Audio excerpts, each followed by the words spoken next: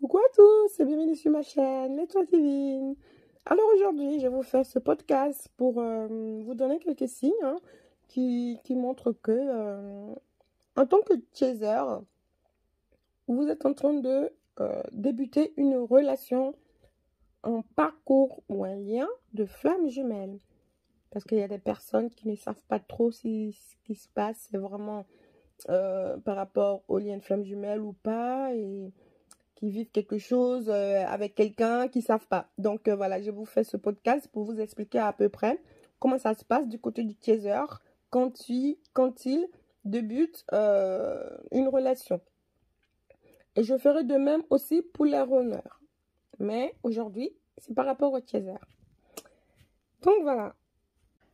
Parce que des fois, on ne sait pas trop si notre relation correspond au lien de FJ ou pas. Donc voilà, dans ce podcast, je vais vous en parler.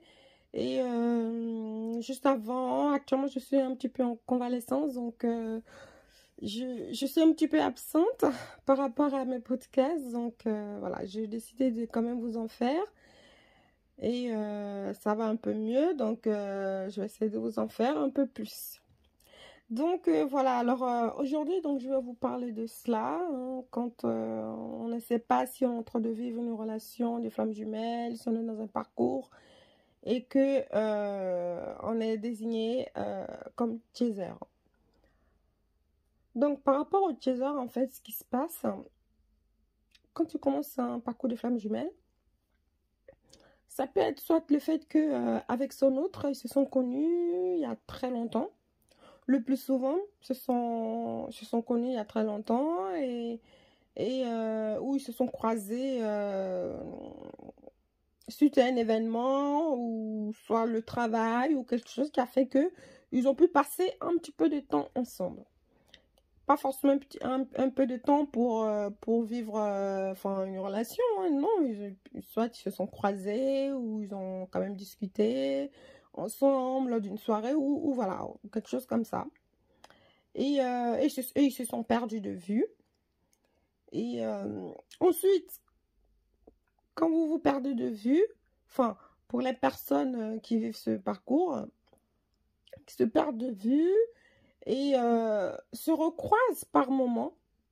Donc, le chaser recroise par moment son runner sans forcément avoir encore l'idée qu'il est en train de vivre un lien de flamme jumelle, un parcours de flamme jumelle. Il va recroiser son runner, ils vont partager du temps ensemble. Même pour certains, ils vont devenir des amis ou soit des collègues de travail ou des connaissances, de connaissances, on va dire. Et ils vont passer du temps ensemble et il se peut qu'ils puissent se perdre totalement de vue. Et ça peut arriver aussi que ce soit par rapport à l'école, soit à l'école primaire ou au collège ou au lycée, voire à la fac, et que après leurs études, ils se perdent de vue. Sauf que voilà, du côté du chaser, il aura toujours une certaine pensée pour la personne qui potentiellement pourrait être son runner. Il aura toujours une certaine pensée parce que c'est toujours quelqu'un qui est touché par son autre, hein, qui est touché par son runner. Donc, après la séparation, que ce soit l'adolescence ou peu importe, hein, comment le lien, comment les contacts se coupent, le chaser de son côté, il aura toujours une certaine pensée. Il y a quelque chose qui va le faire penser de temps en temps à cette jeune femme ou à ce jeune homme. Sans, sans savoir que, voilà, il est en train de, il va vivre un parcours, en fait, ou qu'il est déjà en train. Et des années vont passer, le chaser va sûrement se marier, vivre avec d'autres hommes, avec plusieurs relations, ou va tout simplement, pas forcément se marier, mais va construire une famille, ou va continuer tout simplement de vivre sa vie, sa jeunesse. Le chaser va sûrement voyager, va changer de ville, va changer de quartier, etc. Parce que le plus souvent, c'est un petit peu comme ça que ça peut se passer. Donc, le chaser va déménager et tout ça. Et c'est sûrement parce que le runner a aussi déménagé. Donc, le plus souvent, on peut se retrouver à peu près dans la même région. Ou sinon, une partie de la famille de son autre va vivre dans la région où il va déménager. En tout cas, le runner aura une personne proche, peu importe que ce soit son ami ou l'autre, à l'endroit où son chaser va sûrement déménager sans s'en rendre compte. Donc, voilà, le chaser va vivre sa vie, mais il aura toujours cette personne en tête. Alors, soit, il pourra aussi l'avoir en tête parce qu'ils se sont croisés, ils ont vécu une petite relation, ou tout simplement pas du tout. Parce que là, j'essaie de vous donner tous les aspects des premiers contacts, en fait, du chaser avec son runner. Et donc, le chaser, en fait, ce qui va se passer, c'est que les choses ne vont pas vraiment se passer correctement dans sa vie de couple. Parce que, inconsciemment, le chaser va commencer à développer certaines rêveries. C'est-à-dire, rêver de quelqu'un, avoir comment dire, une personne idéale. Parce qu'au départ, les chasers n'ont pas vraiment de personne idéale dans leur vie. Parce que le chaser, le plus souvent, ils aiment bien, ce sont des personnes un peu sensibles qui se consacrent uniquement sur l'énergie des autres. Donc, tu es gentil, tu es agréable, tu es cool, tu touches ton chaser, bah, il va s'approcher, enfin, pas de ton chaser, mais je veux dire, dans les relations du chaser, il aime bien, j'ai dit il, mais je parle des femmes chaser comme des hommes chaser. Ce sont des personnes qui sont sensibles, donc ils sont sensibles à l'énergie de l'autre. Voilà, c'est ça que je voulais dire. Les chasers sont en général sensibles aux énergies des autres, donc ils n'ont pas forcément d'idéal masculin. Il y en a qui peuvent en avoir, je ne dis pas le contraire, mais en général, non. Donc, ils vont vraiment être beaucoup plus sensibles au contact de la personne qui est potentiellement leur honneur. Et ils vont pas l'oublier. Et la source aussi va toujours interpeller leur honneur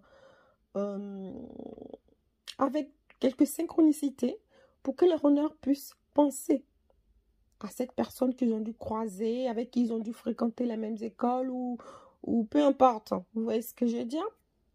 Et donc, ce qui va se passer dans la vie du chaser, le chaser va vivre sa vie, va quand même développer certaines sensibilités et selon toutes les relations que le chaser va vivre, que ce soit les relations amicales ou familiales, il aura toujours des difficultés relationnelles. En général, le chaser aura toujours quelques difficultés relationnelles. Donc, le chaser va des fois s'isoler, va avoir du mal à vouloir aller vers les autres, même s'il peut être entouré, hein. Il aura un peu de mal avec ça, mais c'est pas parce que le chaser n'est pas une personne avenante et tout, c'est par rapport à ce qu'il va vivre. C'est quelqu'un qui va rester un petit peu introverti. Alors, je ne suis pas en train de faire des détails de la personnalité du chaser parce que ça, c'est un podcast qui sera prévu. Donc, là, je vous explique juste comment est-ce que le chaser va se comporter pour que certaines actions ou certains événements viennent à lui. Autour du chaser, dans son réseau, ça va créer certaines énergies vis-à-vis des autres et développer certaines sensibilités. Donc, souvent, ça sera quelqu'un que beaucoup de personnes ont forcément, enfin, pas forcément, aimeraient bien aider, aimerait bien, enfin, c'est quelqu'un qui va être touchant et qui va toucher certaines personnes. Donc, ce qui va faire que, bah, par rapport à son réseau, il aura quelque chose qui va se passer et par rapport à ces choses-là, la source va mettre en place certains mécanismes qui vont faire que le chaser va finir par recroiser son autre. Soit par un lien familial, ou tout simplement par des amis, ou par le travail, ou par les réseaux. Donc, ça va arriver que le chaser va finir par recroiser son autre par tout un tas de mécanismes. Je vais parler dans tous les détails pour vous expliquer. Ça peut être genre quelqu'un qui l'inscrit sur un réseau ou parce qu'il a décidé d'aller se mettre sur un site de rencontre ou qu'il est parti en voyage, en week-end ou qu'il a tout simplement croisé son autre dans un bar, dans une soirée ou quelqu'un de son entourage qui connaît son autre lui a simplement voulu faire une présentation. Donc, il peut y avoir plusieurs circonstances qui vont faire que les deux vont pouvoir se recroiser. En général, du côté du chaser, ça se passe un peu comme ça par rapport aux informations et aux recherches que j'ai pu faire, les témoignages que j'ai pu recueillir. Donc, ça va faire qu'il va y avoir contact, etc. Et le chaser va se remettre en contact avec son autre. Et le plus souvent, ce deuxième contact ne va pas forcément déboucher sur une certaine relation. Mais ça va attiser encore plus les sens, les émotions, toutes les énergies, tout ce que le chaser ressentait, ça va encore activer. Et du coup, en ce moment-là, le chaser va développer une certaine obsession sur cette personne-là. Directement. Alors, pour certains chasers, ça peut être genre la première fois qu'il croise cette personne-là, qui est potentiellement son runner, et qu'il y a tout de suite connexion et une grosse obsession, et l'obsession grandit, grandit et grandit. Mais en général, c'est une personne qui a déjà traîné un petit peu dans l'entourage du chaser. Donc, je vous le réexpliquerai par rapport au runner parce que c'est pas du tout le même ressenti. Quand le runner croise son autre, que ce soit plusieurs années auparavant et tout, c'est pas du tout le même ressenti. Là, je vous fais ce podcast pour vous expliquer par rapport à la personne chaser.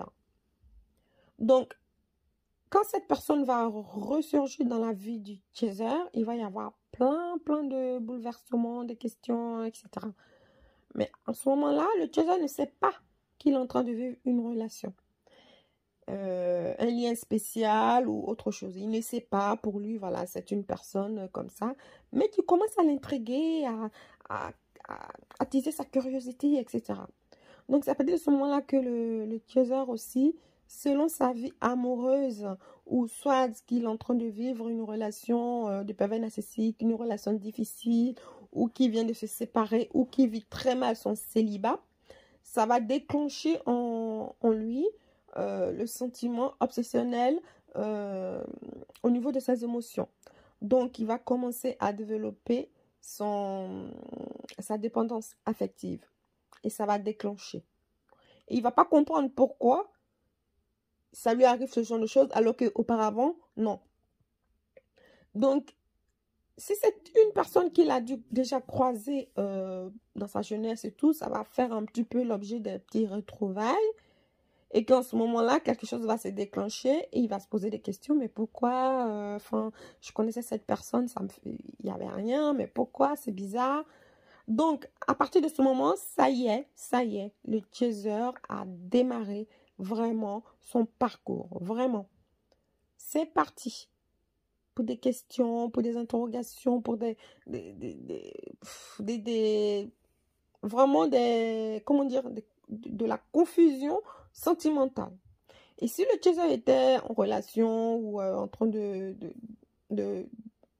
connaître quelqu'un, je veux dire, ça va bouleverser. Ou si le chaser est marié, ça va complètement bouleverser son couple. Il ne va pas savoir ce qui se passe, il va être un peu perdu, il va commencer à se poser des questions, à faire des recherches partout. Et c'est comme ça que le chaser va tomber sûrement sur une vidéo sur Internet ou peu importe, ou entendre parler d'un certain lien, où en ce moment-là, le chaser va vouloir se mettre en contact avec les médiums, les voyants, pour savoir ce qui lui arrive.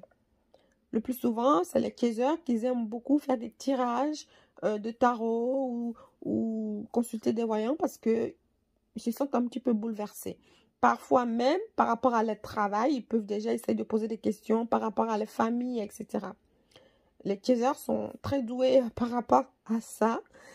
Donc, ils vont commencer pour certains, ils vont commencer vraiment à s'intéresser à l'horoscope, à la numérologie. Même en amont, le chaser est déjà intéressé par l'astrologie parce que dans tous les cas, il est désigné, hein, il a été désigné par la source pour pouvoir vivre une grande spiritualité, développer sa spiritualité et vivre un parcours de vie atypique, c'est-à-dire avec une certaine mission de vie, auprès de l'humanité. Donc, déjà, le chaser, il va être déjà un petit peu baigné dans des petites choses un peu spirituelles, etc. Ou soit complètement dans la religion, en tout cas dans une croyance. Et ce lien-là, quand il va vraiment se déclencher, ça va basculer beaucoup de choses et ça va créer des bouleversements, des changements. Donc, le chaser va vouloir changer plein de choses dans sa vie, va vouloir changer de travail, de nourriture, enfin, de façon de manger. Enfin, il y a beaucoup de choses qui vont changer dans sa vie. Et à ce moment-là, bah, il va finir par découvrir qu'il est sûrement dans le lien de flamme jumelle. Et c'est comme ça que les chasers commencent à vivre leur parcours.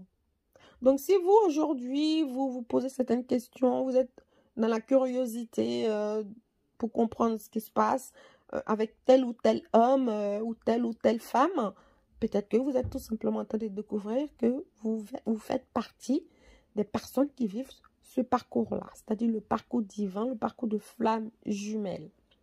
Donc voilà, ça sera pour vous éclairer un petit peu parce que je reçois beaucoup de messages. Des personnes qui disent, je ne sais pas, est-ce que je suis dans une relation de flamme jumelle, je ne sais pas ce qui m'arrive. Il y a des choses que je ressens, je ne comprends pas, un tel. Donc, je vous ai fait ce podcast pour vraiment vous expliquer. Ce podcast va encore accroître un petit peu vos questions, mais ça va déjà vous donner une certaine idée que certainement vos questions pourraient avoir quelques réponses et que les réponses là peuvent être vraiment ce à quoi vous vous imaginez. Est-ce que vous êtes dans une relation spéciale, dans une relation de flamme jumelle ou dans un lien comment dire, de couple universel, etc. En tout cas, vous êtes en train de vivre un parcours atypique qui n'est pas quelque chose de général.